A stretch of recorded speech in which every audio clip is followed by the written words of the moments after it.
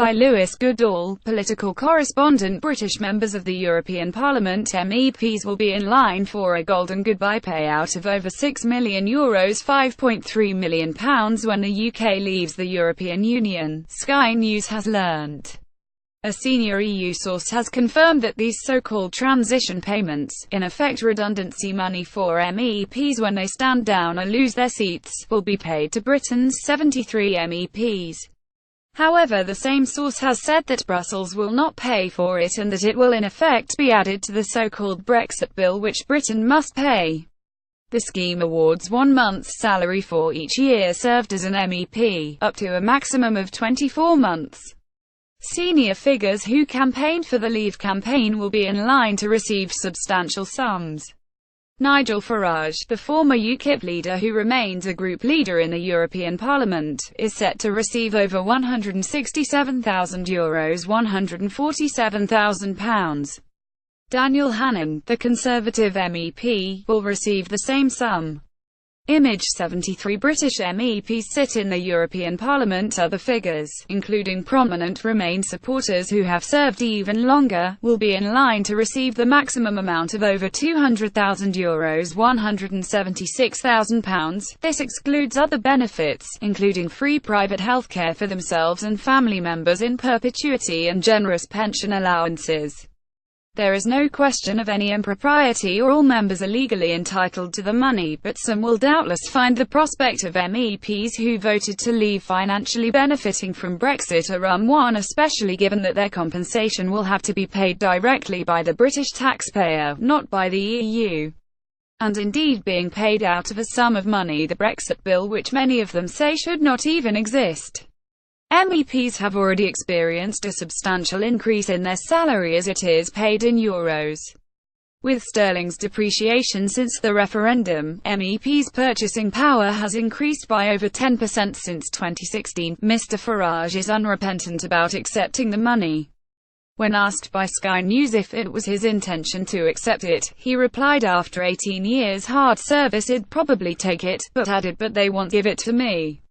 Image Daniel Hannan is set to receive the same sum as Mr Farage. Mr Farage said that he thought it highly likely that the EU would try to deny the payments and pensions owed to him and other prominent UKIPers on account of their Euroscepticism. Given the nasty vindictive nature of these institutions, I'd be very surprised if I get what's due. Richard Corbett, a long-standing Labour MEP who will also receive the money, says that is nonsense. He's entitled to it.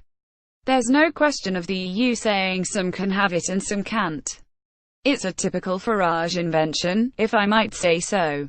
The case of MEPs' redundancy payments and pension rights is in some ways a microcosm of the arguments around whether or not Britain does indeed sport liabilities to the EU. Mr Farage says that the pensions of the 22,000 British people who have at some point worked for the EU are the one area he sees there being a case for the UK paying some contribution.